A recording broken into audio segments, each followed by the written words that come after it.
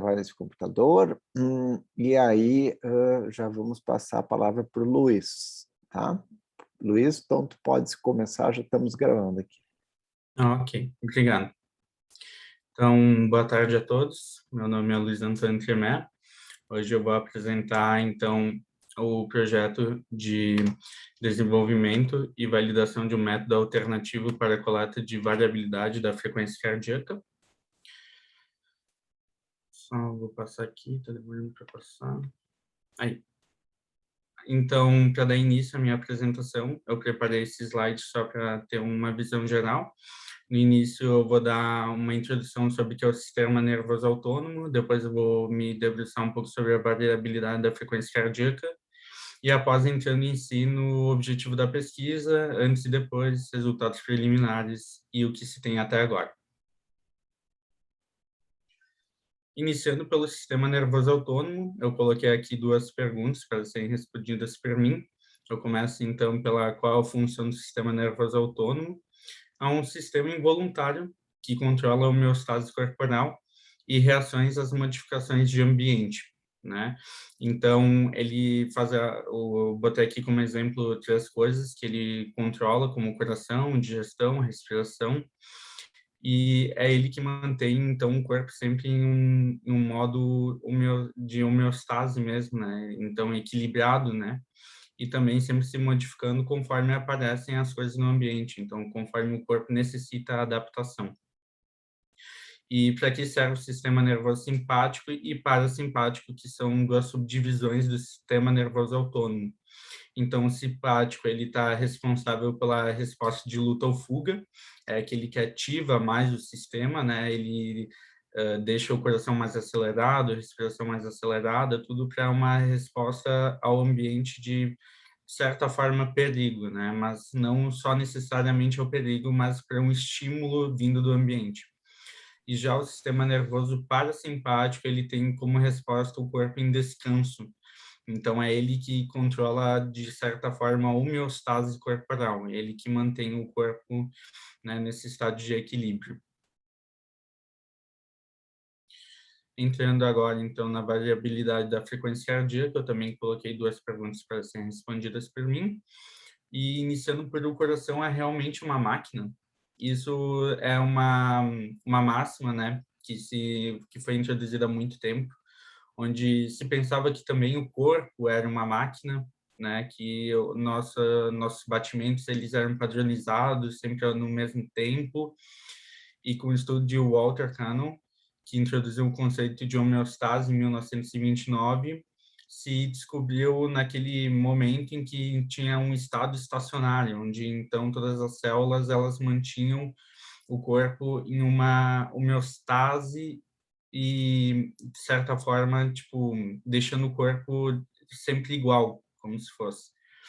Mas, com o passar do tempo, foi se percebendo que, na realidade, uma função fisiológica saudável é o resultado de interações contínuas e dinâmicas, porque dessa forma, dessa forma, o corpo ele sempre está em interação com o ambiente é volátil, né? Então o corpo ele está sempre necessitando se habituar àquilo que está acontecendo em volta a ele. E o ritmo do coração, então junto com isso, é altamente irregular durante a condição de estado estacionário. Ele não tem uma batida certa, né? Ele não tem uma batida frequente num mesmo estado. Tem até se fala que o nosso coração não é um metrônomo, né? E com isso eu entro no que é a variabilidade da frequência cardíaca, que pode ser definida como a diferença de intervalos de tempo entre cada batimento.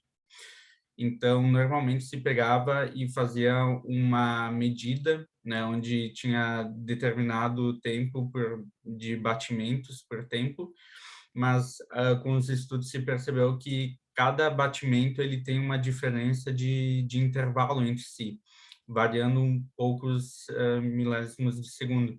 E essa flutuação na frequência cardíaca é resultado da interação complexa e não linear entre vários sistemas fisiológicos diferentes, o que também engloba no quesito do parasimpático e do simpático, que eles acabam por intervir. Entrando agora no objetivo da pesquisa, Então, a variabilidade da frequência cardíaca é uma medida amplamente utilizada, né, para investigar o funcionamento do sistema nervoso autônomo, como eu já vim explicando, como que tem essa junção, né, do sistema nervoso autônomo no simpático e parasimpático, um ativando mais, outro deixando no estado estacionário. E através de técnicas e dispositivos minimamente invasivos, com um transmissor cardíaco pareado via Bluetooth, é possível estimar diversos parâmetros hoje em dia, né? Não é mais necessário padrões tão invasivos, porque esses padrões invasivos, eles acabavam por gerar bastante artefatos, os quais comprometiam na qualidade daquilo que estava sendo investigado, né? E esses artefatos, eles podem acontecer por falha na captação do sinal, eletrodos soltos ou mal posicionados, entre outros. E com a presença de artefatos que interferem diretamente na análise, né, do resultado, então não se tem essa qualidade tão limpa no que se é conseguido, né? E o posicionamento do monitor cardíaco com uma cinta peitoral pode estar suscetível à geração de artefatos, muito por a pessoa ficar ansiosa, assim aumentando a respiração e isso interferindo muito. Esse projeto tem como objetivo desenvolver um método inovador e alternativo para análise, né, da variabilidade da frequência cardíaca. E para isso, o sensor do Polar H10 foi adaptado com o desenvolvimento de um cabo extensor em que o conecta a eletrodos de qualidade hospitalar que serão posicionados mais facilmente durante a coleta. Agora, no próximo slide, vai ter uma imagem onde apresenta um pouco, né, desse, como era o método antigo aqui, né, com a faixa peitoral, e o método alternativo, que seria o novo com essas fitas.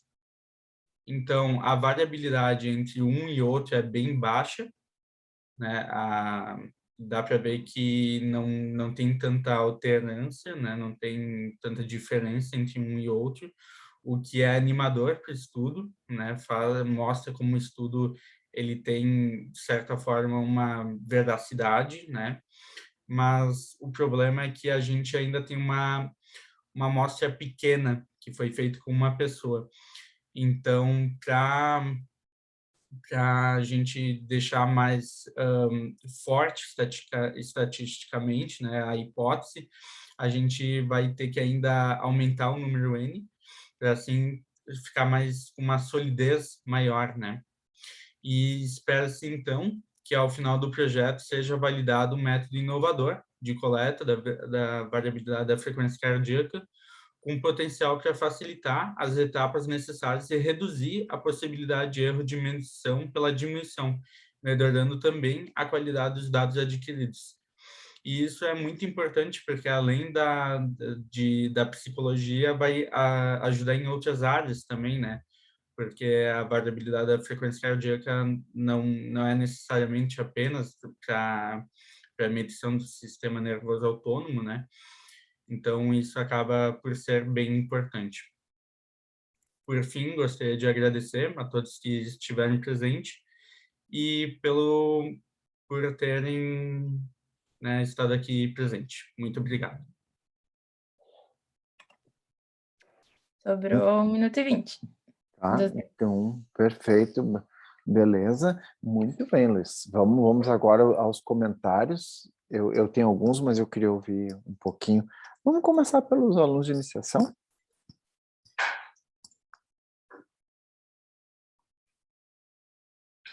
São 1h15, a gente teria assim, uns 5 minutinhos no máximo de comentários.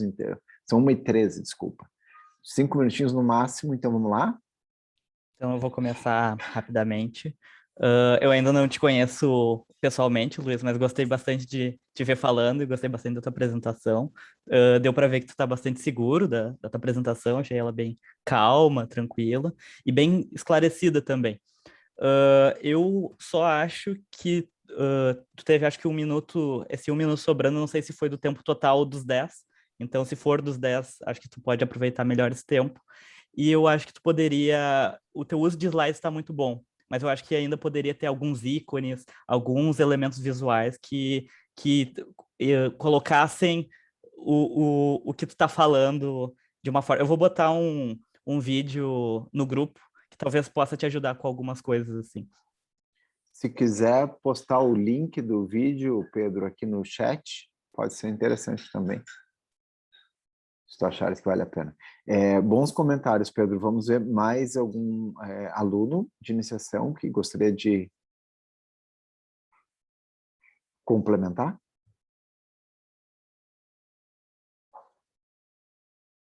Vamos abrir, então, pós-graduandos e todo mundo? Eu gostei muito, Luiz. Acho que tu caiu de paraquedas num projeto que é super complexo. Acho que isso tu poderia falar, assim, para tirar um pouco, assim, o peso, né? Tipo, eu entrei agora em agosto, lá no início, assim, na tua apresentação. Eu acho que isso ajuda, assim, só para tu dessensibilizar, sabe? Começa falando ali, te apresenta, fala que tu entrou agora, entrei agora em agosto no grupo, nesse projeto, sabe? Eu acho que isso ajuda a dar uma dessensibilizada e aí vai dar uma ênfase mais legal, né? De tipo, depois tu apresenta muito bem umas coisas super difíceis, assim, daí acho que vai fazer esse link legal, assim, entre, o cara recém entrou e já está apresentando com essa propriedade, assim, acho que vai te vender um pouco melhor.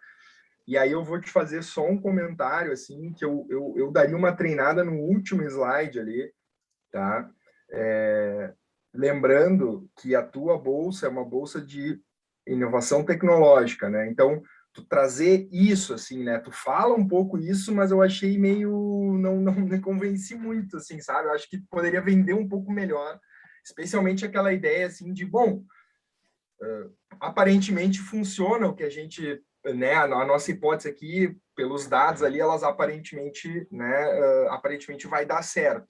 A gente precisa, obviamente, melhorar, né, aumentar o tamanho da amostra, enfim, fazer testes adicionais, mas aparentemente funciona, né, e outras áreas elas vão poder se beneficiar, como tu mais ou menos falou, mas eu senti esse slide assim um pouco mais travado, então eu daria uma melhorada nisso, trazendo para essa ideia da inovação tecnológica. Olha, a gente pensou numa ideia nova, que a gente desenvolveu, sabe, que a gente meio que criou do zero, sabe? Eu tentaria, ao longo da tua apresentação, daí trazer esse enfoque de inovação tecnológica, mas está muito bom Bom mesmo. ponto, Dudu, bom ponto. Mais um comentário?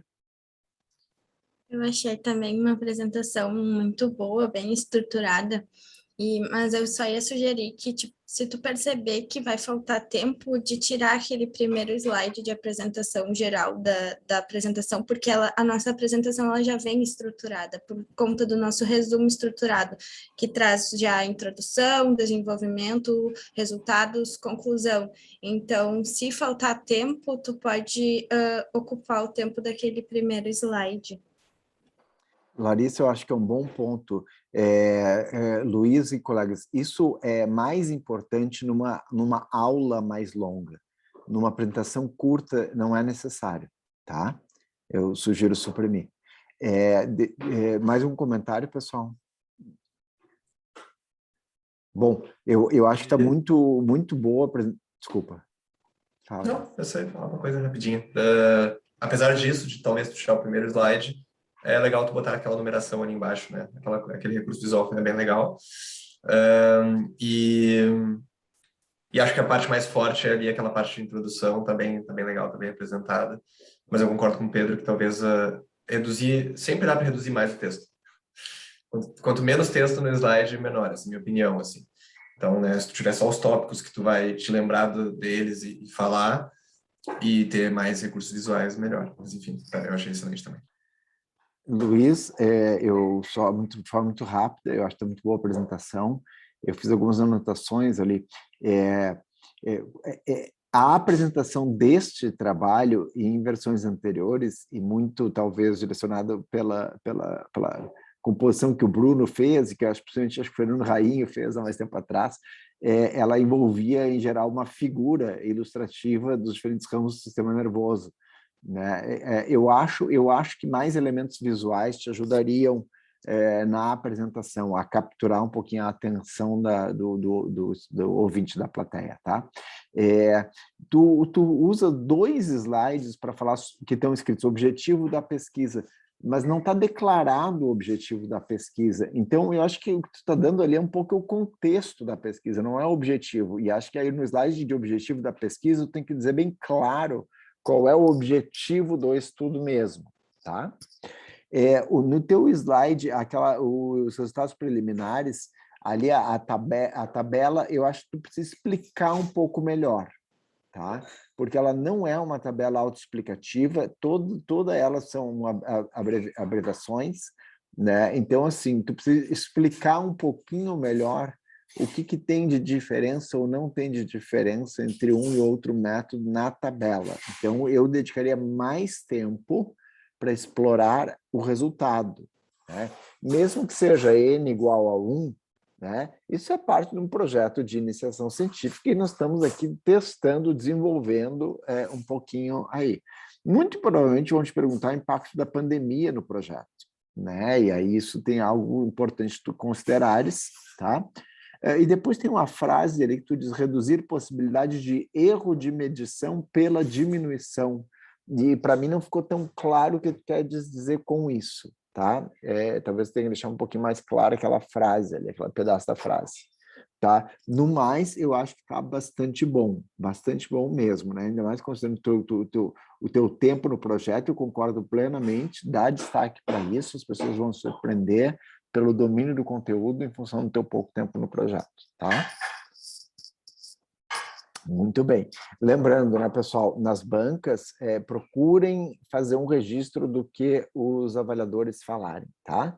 Especialmente se os outros colegas de iniciação, os pós-graduandos estiverem presentes na banca, né? Vamos tentar fazer esse registro. Muito bem. Vocês podem depois seguir fazendo os comentários no chat, tá? Tanto para o Luiz quanto para os demais. Pessoal, agora Lari ou a Valéria, tu faz? Posso ir, Cris? Tá bom, então vamos lá. Tá. Vou compartilhar aqui com vocês. Quaisquer barulhos externos não é na minha casa, tá, gente? Eu moro numa fazenda, praticamente. Vou compartilhar aqui. Aqui.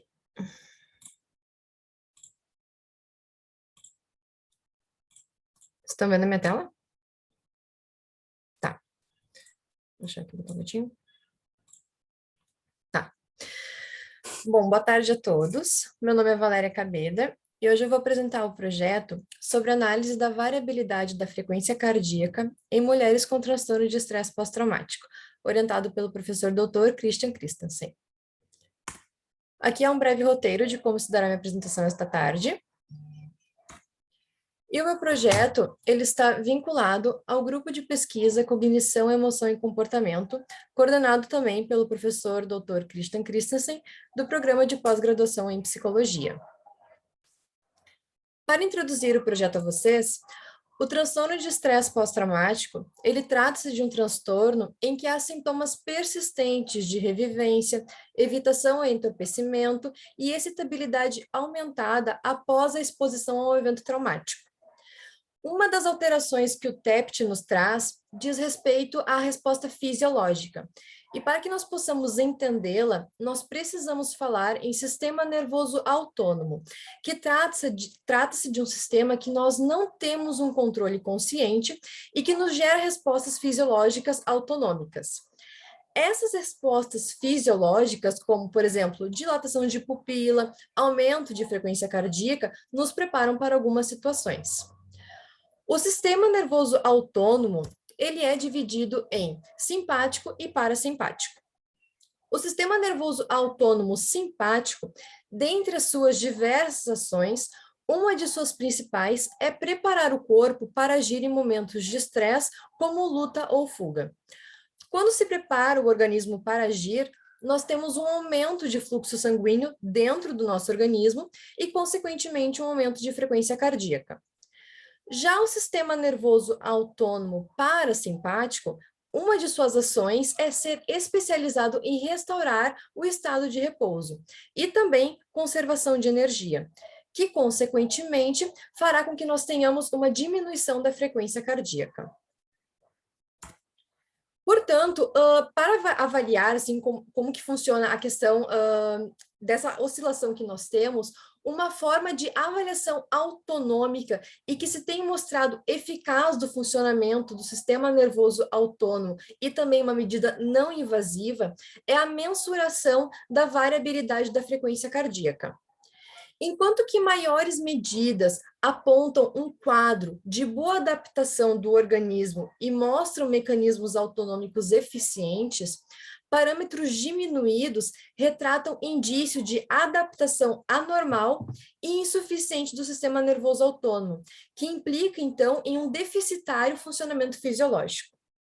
E, além disso, alguns estudos, eles têm apontado que um alto grau de sintomatologia pós-traumática parece estar relacionado com uma maior reatividade psicofisiológica e acentuada diminuição da atividade parasimpática.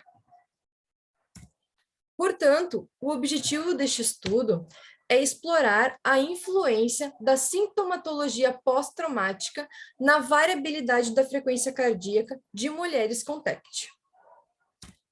Para este estudo, então, foram participantes do estudo 40 mulheres com sintomatologia pós-traumática entre 18 e 52 anos. Quando eu enviei os dados, nós havíamos enviado com um certo N, mas após o envio eu reanalisei estes dados e por isso que agora o número está diferente. Estas mulheres, elas foram divididas em alta sintomatologia e baixa sintomatologia pós-traumática, de acordo com os scores da PCL-5 e ponto de corte 33. Essas mulheres, elas fizeram parte de várias etapas no protocolo de acordo com o protocolo de avaliação psicofisiológica para pacientes com TEPT, e essas etapas consistiam em habituação, linha de base, relato do trauma, recuperação e relaxamento. Mas para este estudo, vou trazer apenas os dados da linha de base. Em relação às medidas de variabilidade de frequência cardíaca, foram analisados os índices de domínio de tempo RMSSD e SDNN, que correspondem respectivamente a medidas de atividade parasimpática e medidas de atividade simpática. E também sobre domínio de frequência high frequency, que indica a atuação do nervo vago sobre o coração. Em relação aos resultados deste estudo, se nós compararmos estatisticamente a média, nós observamos que não há diferença estatística significativa entre os grupos na linha de base, em nenhum dos parâmetros de alta sintomatologia e de baixa sintomatologia. E por que o que podemos considerar, né, do motivo de não haver essa diferença significativa? Nós podemos pensar que há presença de outros moderadores relacionados ao TEPT, como, por exemplo, a dissociação e outros tipos de trauma. E também, para isso, nós estamos nos preparando para explorar a influência da sintomatologia pós-traumática na variabilidade da frequência cardíaca em diferentes protocolos de avaliação psicofisiológica, que incluirá períodos como exposição ao trauma e pós-exposição. Por quê? Pois isso possibilitaria uma melhor compreensão acerca da psicofisiologia do trauma. Este é o projeto que eu tenho para apresentar hoje. Agradeço a participação de todos vocês e desejo uma ótima tarde.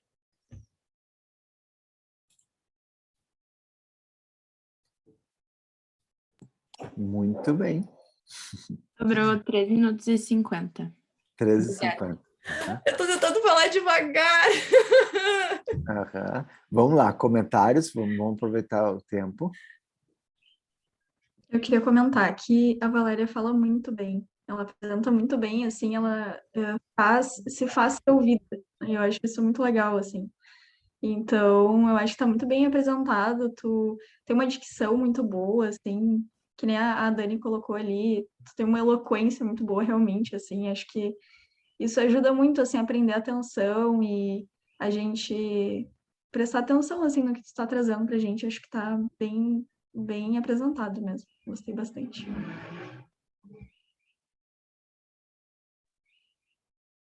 Vamos lá, pessoal. Também queria dizer que não te conheço pessoalmente, é muito legal ver vocês falando. E parabéns, tua apresentação está muito boa. Gostei bastante dos seus slides também, fez um bom uso deles. E eu acho que como te sobrou tempo, acho que tu poderia desenvolver um pouquinho mais o método. Nessa parte do método, eu senti que faltou, quando fala da variabilidade da frequência ali, aquele slide que tu coloca do lado VFC, esse slide poderia expandir, de repente transformar em 2 ou colocar mais elementos nele. Mas tá muito bom. Deixa eu fazer um comentário em cima do Pedro, porque eu também acho isso. Eu acho que tu poderia usar talvez dois slides para o método e pelo menos 2 ou 3 para os resultados. Eu acho que tu poderias mostrar os resultados de forma gráfica, né? Eu acho que isso prenderia um pouco mais e talvez separar as análises, né, no domínio de frequência e domínio de tempo, né, e talvez ilustrar isso do ponto de vista das diferenças entre os grupos, né? Eu acho que vamos dizer, tu valorizaria mais o trabalho, né? Só para a gente ter uma comparação, obviamente são 2 projetos diferentes, mas a tua apresentação não diferiu em quase nada da apresentação dos resultados do Luiz. E o Luiz está apresentando um caso, né? Tu tens 2 grupos sendo estudados então tu poderias valorizar um pouco mais os resultados. Eu sugiro tu desmembrares os slides, tá? Bom, acho que a ideia talvez de quando tu fala da dissociação, tu poderias quase que já fazer uma discussão, olha, né?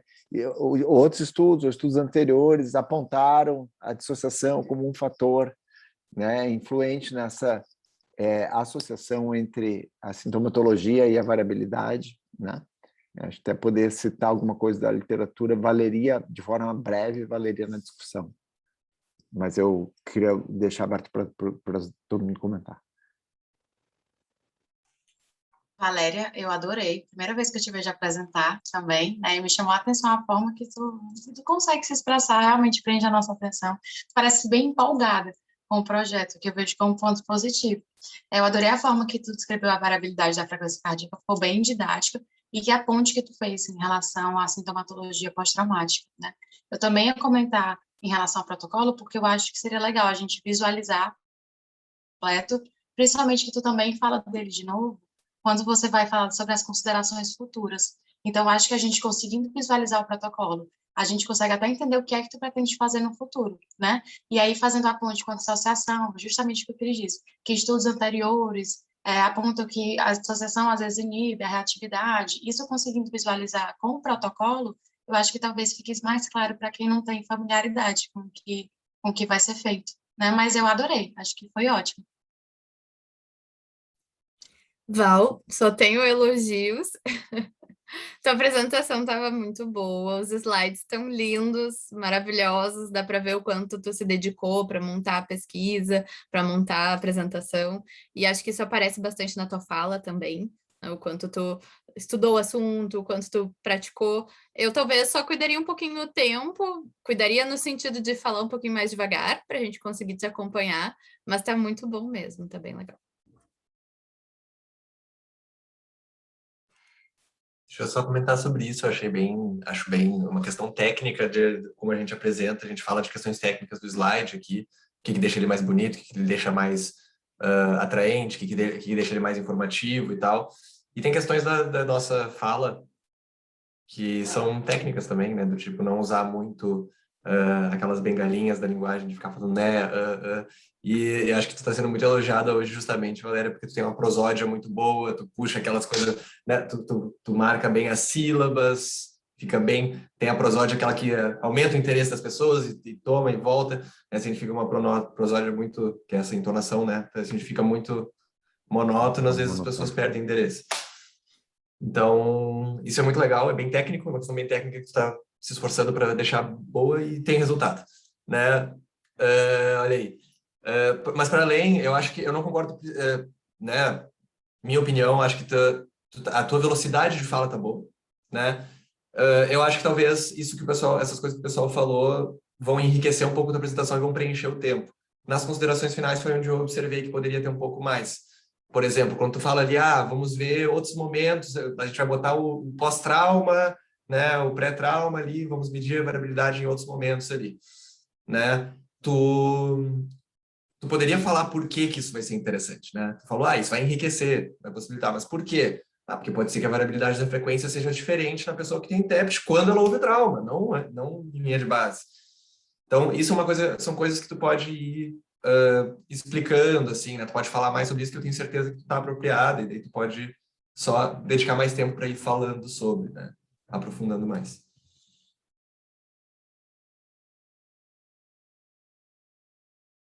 Deixa eu só fazer uma pergunta rapidinho. Gente, ficou muito barulho externo, só para saber no dia da apresentação. Tá, obrigada. A fazenda estava silenciosa.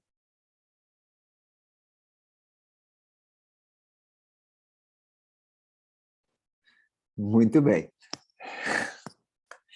Depois do comentário do Gustavo. Vamos agora para a Lari?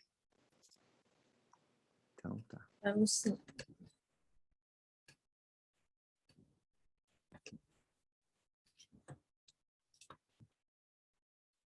Só um pouquinho. Então, meu nome é Larissa, eu sou bolsista de iniciação científica BPA do grupo Cognição, Emoção e Comportamento, que é orientado pelo professor Christian Hag Christensen, e nós também temos vínculo com o NEPT, que é o Núcleo de Estudos e Pesquisa em Trauma e Estresse. Hoje, então, eu vou apresentar o perfil das equipes de assistência estudantil nas universidades federais do Brasil. Este trabalho é um recorte do projeto de doutorado da Cíntia Castiel Menda, que tem 3 principais estudos. O primeiro deles visa identificar o perfil das equipes de assistência estudantil nas instituições de ensino superior federais no Brasil. O segundo deles busca identificar as estratégias e programas de permanência estudantil na Espanha e Portugal. E o terceiro deles busca criar um programa de capacitação de intervenção em crise. Este trabalho, portanto, é sobre o primeiro estudo.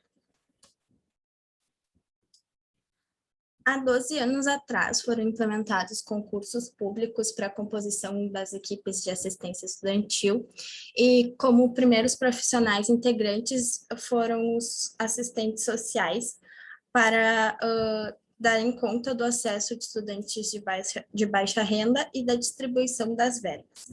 Posteriormente, então, teve a oportunidade do ingresso de pedagogos e psicólogos clínicos e também escolares para trabalharem com as políticas de permanência destes estudantes.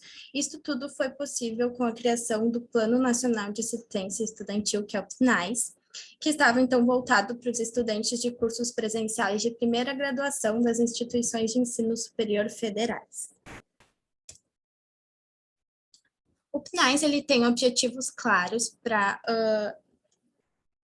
promover a permanência na educação superior pública federal, diminuir as desigualdades sociais e regionais na permanência e na conclusão da educação superior, para trabalhar frente às taxas de retenção de evasão e para aumentar a inclusão social pela educação. Esses objetivos, eles são muito bem definidos, assim como as suas ações fundamentais, mas então cabe a cada universidade definir os tipos de serviços oferecidos e também os profissionais que irão compor a equipe, o que proporciona com que cada equipe seja tão distinta. Isso, no entanto, acaba por dificultar a criação de programas de capacitações abrangentes e também dificulta a identificação de demandas prevalentes nestas universidades. Também é percebida uma lacuna nos estudos voltados para as equipes que atendem esses estudantes, sendo muito mais focados nos próprios estudantes do que na própria equipe. Além disso, percebe-se uma falta de protocolos institucionais de intervenções em crise e também falta de capacitações para essas situações. Além disso, também se percebeu, também é apontada uma vulnerabilidade emocional dos universitários que não é corretamente, que não está sendo atendida adequadamente. Com isso, tem-se os resultados de que 30% dos estudantes universitários acessam o serviço e apenas 3% deles utilizam o serviço psicológico. 83,5% relatam que têm problemas emocionais, sendo 63,6% afirmam ter ansiedade e 45,6% afirmam desânimo ou desmotivação. O número de 10,8% indica ideia de morte e 8,5% pensamento suicida, o que se torna um problema a ser resolvido. Com isso, o objetivo deste trabalho é delinear o perfil profissional, as atividades de atendimento aos estudantes universitários, as condições de trabalho e as necessidades de capacitação das equipes multiprofissionais frente à assistência estudantil das universidades federais. E como foco aqui também temos os primeiros socorros psicológicos como forma de intervenção de crise. O método utilizado para essa pesquisa foi a criação de um questionário do tipo survey com questões predominantemente quantitativas. Este questionário foi criado com base na experiência e passou por 3 etapas de validação. A primeira delas foi a avaliação de 3 experts da área. A segunda delas foi a supervisão com um professor da área da psicometria para avaliação das questões para análise. E a terceira delas foram desenvolvidos 3 grupos focais divididos por profissão, psicologia, pedagogia e assistência social. E foi nesta etapa que eu ingressei nesta pesquisa. A pesquisa foi divulgada a partir do Qualtrics e teve a participação de 65 das 69 universidades federais do Brasil participantes. Tivemos respostas de todas as regiões do Brasil e apenas não participaram 2 universidades do Norte e 2 do Nordeste. Tivemos 215 participantes, sendo estes profissionais que atuam junto aos estudantes universitários nas pró-reitorias de assuntos estudantis e comunitários das universidades federais. 20,5% deles foram pedagogos, 34% psicólogos e 45,6% assistentes sociais.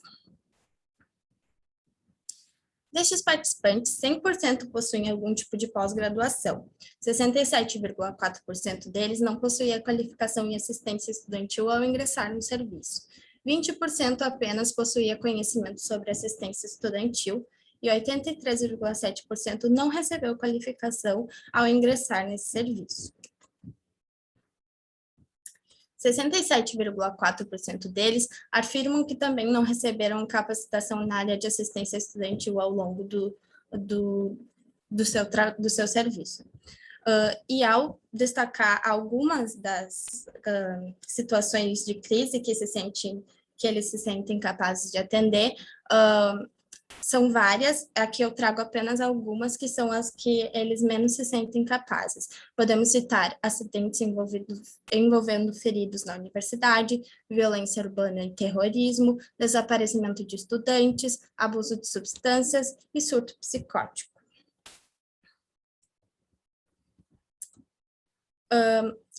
Com isso, também tivemos o resultado de que um grande número não possui conhecimento ou possui poucas informações a respeito de primeiros socorros psicológicos. Apenas 8,8% diz ter recebido treinamento, mas nunca puderam aplicar. E 14% teve o treinamento e teve a oportunidade de aplicar esses conhecimentos. A grande maioria dos participantes destaca que acredita na importância dos conhecimentos em primeiros socorros psicológicos para abordagem em situações de crise, e 94,9% demonstrou interesse em uma capacitação, sendo que o restante disse que talvez participaria. Com isso, percebemos as necessidades de capacitação dessas equipes e com isso, será implementado um programa de capacitação para intervenções em crise, pensando nos primeiros socorros psicológicos, que é algo que consideramos importante em nossas pesquisas. Este é o primeiro levantamento nacional do perfil destas equipes e com isso haverá uma abertura para novos estudos mais aprofundados e diretivos. Muito obrigada. Fechando o trabalho. Sobrou 1 minuto e 20 das 10. Perfeito. Obrigado, Lari. Vamos para os comentários, pessoal. Lari, tu para de compartilhar a tela? Claro.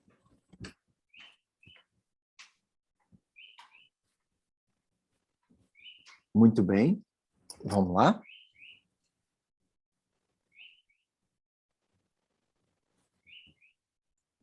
Tá, vou comentar bem rápido, então. Gostei bastante da apresentação. Acho que tu usou muito bem os slides e colocou elementos. Eu acho que ainda poderia ter alguns ícones a mais, assim. Mas o que eu acho que eu dou destaque é que os teus resultados estão muito legais e são muito importantes. Eu acho que tu precisa dar mais ênfase nisso, assim, botar mais animação nisso, né? Tipo, olha só que interessante isso aqui. E daí tu pode aproveitar isso para usar esse 1 minuto, na verdade 3 minutos a mais, para destacar. Olha como é interessante isso aqui que a gente descobriu. Olha só isso. Então, eu acho que isso é uma coisa que tu poderia treinar um pouquinho mais, mas está muito bom. Parabéns.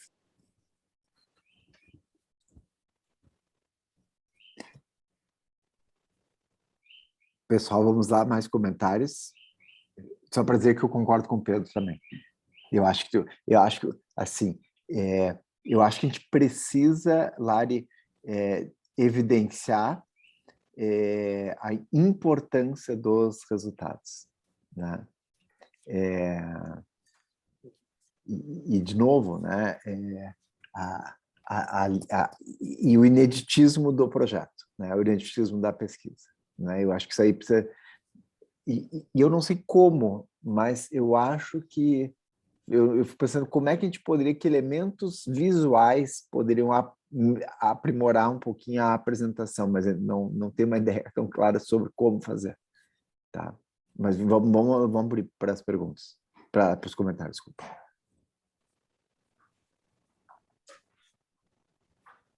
Eu sou suspeita, né, Larissa? Mas vou vou falar uma coisa que só que faltou, assim, que foi uma coisa que tu incluiu depois que a gente conversou, né? Ali no slide 7, tu tem que colocar a referência, porque aquele não é da nossa pesquisa, né? É da 5ª pesquisa dos estudantes, né? Que é uma pesquisa que foi feita em 2019 e publicada em 2020, né? Com todos os estudantes de todas as universidades federais. Então, é importante tu colocar ali a referência, tá?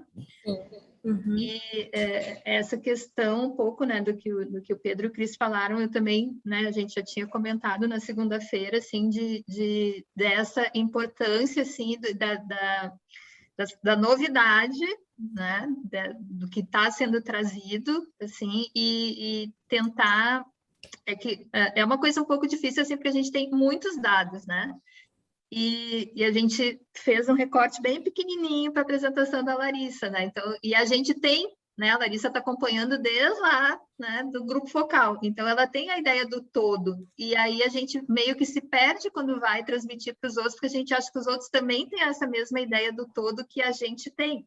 Né? Então, eu falei para ela isso, assim, para cuidar, assim, como amarrar as coisas, né, para que todo mundo tenha a mesma ideia que a gente tem, né, apesar de não vai ser a totalidade, né, da pesquisa, mas linkar essas coisas bem, deixar bem redondinho para as pessoas entenderem. Talvez uma das sugestões que eu já tinha falado, né, que o Dudu deu e que eu achei bem legal, que pode transformar ali aquele das regiões, né, não deu tempo.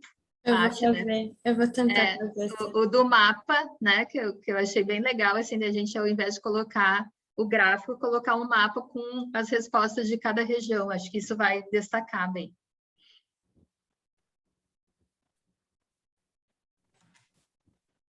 Eu achei também a mesma coisa que o pessoal falou, Lari, tá muito boa a apresentação também. Acho que já tive apresentar várias vezes também nessa questão técnica de apresentação que a gente está falando. Eu acho que eu parece que vejo um crescimento, assim, tu tá ficando cada vez mais confiante também, acho isso bem legal. E acho a questão, uma dica que eu teria para te dar É que parece que os primeiros socorros caíram de paraquedas num dado momento da apresentação. Eu ainda tenho que aprender como amarrar, que nem a Cíntia disse, essa parte. Uma sugestão que eu tenho para isso é de tu colocar por escrito os objetivos, né? E colocar alguma coisa por escrito na introdução, né? De falar de ter dito antes na apresentação, né? Por que será que os primeiros socorros podem ajudar? Uhum. Um tópico, uma referência, né? Então, né, que diga assim, dentro de um contexto X, né, que tem ali crises, intervenções em crise podem ajudar. Exemplo, primeiros socorros psicológicos. Que daí isso prepara para um resultado de primeiros socorros que vai vir lá depois. Por que as pessoas querem isso? Por que é o objetivo? Por que, né?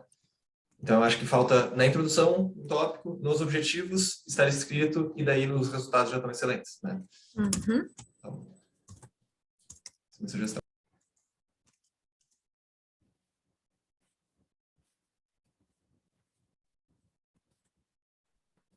Eu estava pensando, Lari, que eu achei que faltou, assim, não sei se isso não se aplica um pouco para o Luiz também, sabe?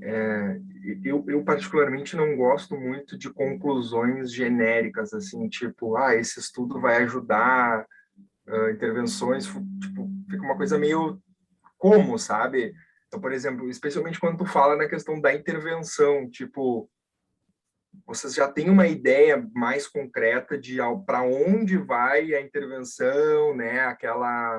O treinamento que vocês vão dar para pessoas que trabalham nesse serviço. Então, eu não sei se tu não poderia só na tua fala, assim, ser um pouco mais objetiva nisso. Assim, olha, então a gente, com base nisso, a gente viu que no nosso treinamento a gente vai ter que focar nisso, porque era isso que a gente identificou que estava faltando, e não assim, esse projeto ele vai ajudar a gente a elaborar uma intervenção, tá? Mas a gente não sabe qual a informação desse monte que tu tem vocês vão usar, e na verdade vocês sabem disso. Então, eu não sei se objetivamente não seria mais legal se tu falasse assim, né? No final ali, a gente vai fazer desenhar uma intervenção porque a gente identificou essa e essa lacuna aqui. Então, é aqui que a gente vai pegar, por exemplo. Sabe? Mas aí mais objetivo. Eu estou te falando genericamente porque eu não sei, mas eu sei que tu sabe. Tu e a Cíntia sabe. E eu botei no chat aqui para vocês uma imagem como sugestão que eu tinha dito para a Cíntia ali, que eu tirei de uma apresentação que eu fiz. Daí, se vocês quiserem olhar, fiquem à vontade. É um pouquinho diferente, mas acho que vocês vão saber a ideia como sugestão, tá?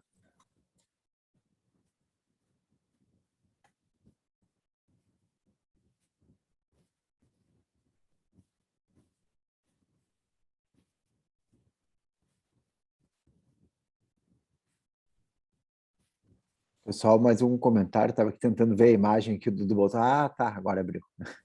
Legal, Dudu. Uhum. A ideia foi que eu falei assim, só botar o percentual dentro, só que aí no mapa do Brasil, pelas macro-regiões, ou não vai ser estado, né? Regiões. Isso, Tem uns mapinhas que tu baixa, ele só bota o percentual dentro, acho que graficamente vai ficar bom. Fica bonito, sim. Fica bonito, sim. Lari, muito bom. Só para lembrar, é algo meio óbvio, mas tu precisa ter uma iluminação de frente, né? Sim. Você está totalmente no escuro. Tá ruim aqui. Devia ter aberto a janela. Não, só lembra lá na hora, tá? Uhum. Bom, pessoal, os minutinhos finais aqui, né? De novo, as 5 apresentações estão excelentes, né? Vocês estão todos muito bem preparados. Né? São detalhes, nas 3 de hoje, nas 2 da semana passada, são detalhes, né? Vocês estão muito bem, então, muito bem, parabéns, então, por esforço de cada um e das equipes envolvidas nessas apresentações, né? Nos grupos, enfim, nos pós-graduantes que se envolveram para fazer isso também. Tomara que a gente tenha bancas aí que realmente contribuam com o trabalho, né? Lembrando, é uma situação onde vocês sabem mais sobre o conteúdo do trabalho do que a banca, né? Então, vocês sabem mais sobre o tema do que a banca e do que a audiência. Então, fiquem tranquilos, tranquilas, né?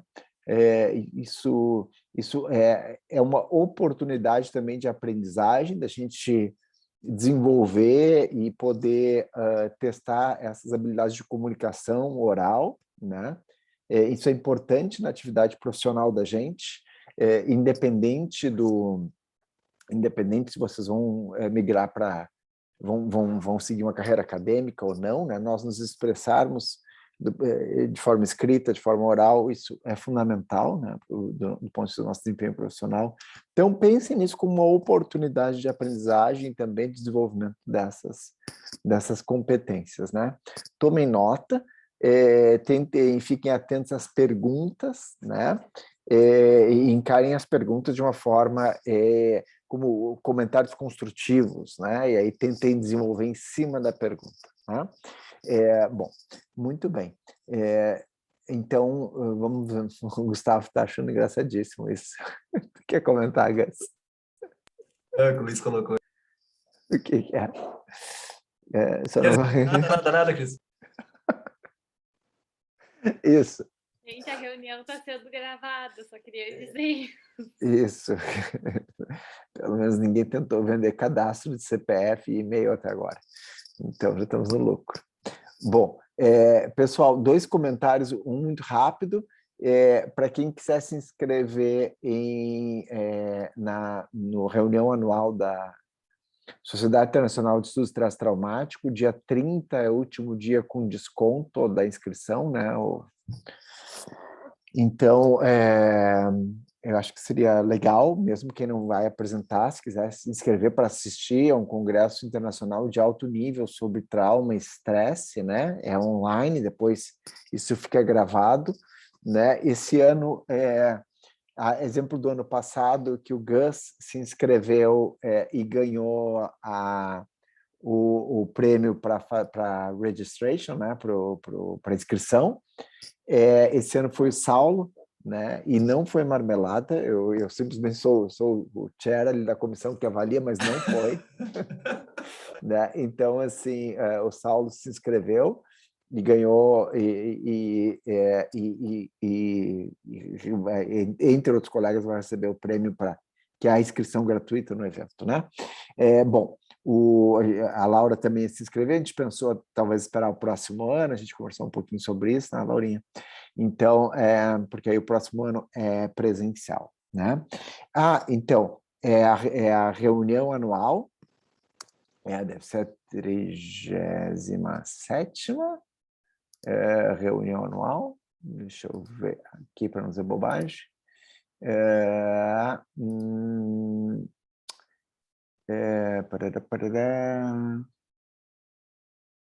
30 reunião 37. Valéria, Cris precisa de ajuda de prosódia e outras coisas da vida. Então, é a 37ª reunião anual da sociedade, da ISTSS, tá?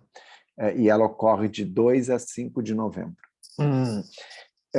Bom, o outro ponto é o nosso próximo conjunto de reuniões que envolve o seminário sobre primeiros socorros. Gustavo? Então, pessoal, eu acabei de mandar ali no grupo um artigo, né, do Everly, de 2005, um artigo bastante antigo, tá? Mas ele resume, eu conversei um pouco com o Cris e achamos bom começar com ele, que resume bem a racional que fundamenta os primeiros socorros psicológicos. Então, aquela coisa assim de fundação, né? Achamos bom fazer desse jeito porque isso e aquilo.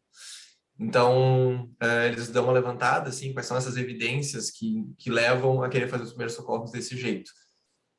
Então, nosso primeiro seminário, lemos esse artigo, né, e a gente discute esses preceitos ali, esses fundamentos. Eu queria que, né, uma sugestão que eu tenho para dar, que a gente já fez em outros, é de que todo mundo consiga elaborar uma pergunta, né, ou uma crítica embasada, né, ou trazer uma informação externa. Todo mundo consiga fazer essa leitura e trazer uma dessas 3 coisas, né, trazer uma pergunta sobre o texto, uma coisa que não entendeu, uma coisa que pode esclarecer, né, ou criticar, né, trazer uma questão, né, uma questão nova, uma questão contraditória, né, ou trazer aí uma informação externa que pode complementar. Então essa vai ser a minha sugestão, eu vou escrever isso ali no grupo também, E não sei se alguém tem alguma pergunta, mas essa é a ideia para o nosso seminário. Depois também a gente vai fazer outra reunião e daqui a 3 semanas vai ter a segunda parte do seminário em que eu vou mandar para vocês daí o manual da OMS de primeiros socorros, a gente vai discutir um pouquinho mais a prática. Perfeito. Nosso último minuto de reunião, eu botei ali no chat a visão, a grade geral da programação, tá bem legal, são os grandes números de trauma no mundo, né, pessoal? Então, claro que a gente tem alguma perda, né, do ponto de vista de ser online, mas, por outro lado, enfim, com o câmbio que está, se a gente tivesse que ir num evento destes presencial, com passagem, com estadia, com inscrição, acaba sendo muito, muito caro, né, para nós nesse momento. Então, pode ser bem interessante, tá? Quem quiser participar. Eu até comentei um pouquinho hoje com o Gustavo, tem lá os grupos de interesse especial, se vocês entrarem, vocês vão ver que tem vários grupos, que são grupos temáticos dentro da instituição, que tratam de coisas bem específicas, né? E aí tem eu posso ajudar vocês a também se envolverem um pouco mais com esses grupos. Eu vou assumir a coordenação geral desses grupos todos, e então, de repente, pode facilitar um pouquinho as coisas, de vocês também se envolverem com colegas de outros países, enfim, tá? Mas acho que vale a pena. Bom, sim, a gravação. Eu vou então, assim que terminar a reunião, a gente tem reunião do programa hoje, né, Dudu? Tá, então eu vou ver como é que eu vou mandar o link direitinho, tá? Eu mando eu vou botar no YouTube e mando no WhatsApp. Valéria, aí tu passa para todo mundo, eu vou mandar da outra também, tá? Então tá, pessoal, uma boa semana, até Tchau, quarta. gente. Tchau, Beijo. tchau, tchau.